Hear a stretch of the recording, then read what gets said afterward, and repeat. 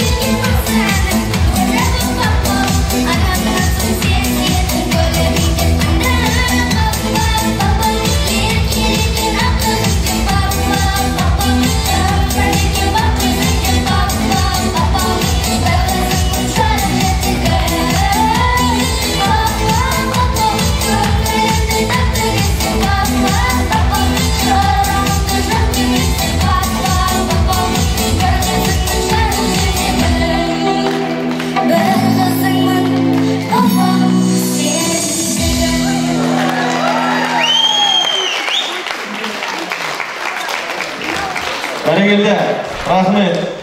Арғабаева Елшат Жеңіс қызы, бір қошеметтеріңіз болсын. Рахмет.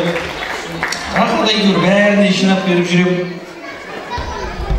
Тәте Ақкешева әже, мені арнап тойға шақырғандарыңыз үшін менің атымнан сізге шашу.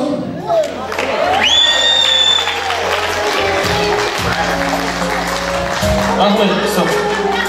Бұл оралдан келіп, ағамның тойын көтеріп әтсің, сізге деуге болмайды дәңі. Қаңғыда, Елшатма, бұны айтамын, Елшатма бәрін өзіңе ал. Бәрін өзіңе ал, 70% саған, 30%-на папаларыңа сен.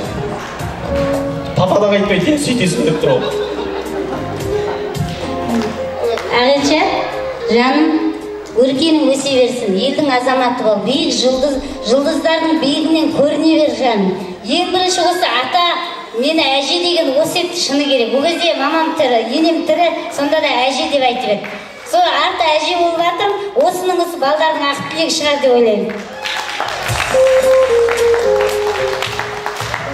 Рахмет, тіл көзіміз тасқа бірінен бір өткен шыны керек. Өнердің саласында жүргеннен кейін осындай кішкентай бүлдіршіндердің ән айтқан қалаймыз. Бірақ әнді қалай айтады деген шыны керек, оны ортаға жаңағыдай хабарлағаннан кейін әнді қалай айтады деген, халыққа қалай ұстайды деген кішкене бір уайым бола ма? Сондықтан да осы бүгінгі сіздердің тойларыңызға арнап ән айтып жатырған сіздердің жиендеріңіз, немерелеріңіз өте риза болып тұрмын. Шыны керек. Жансерік айтып жатырмын, сен шағын бір донкөлтер ашып ал да, кішкене гастрольге шығып жүре берсей осында.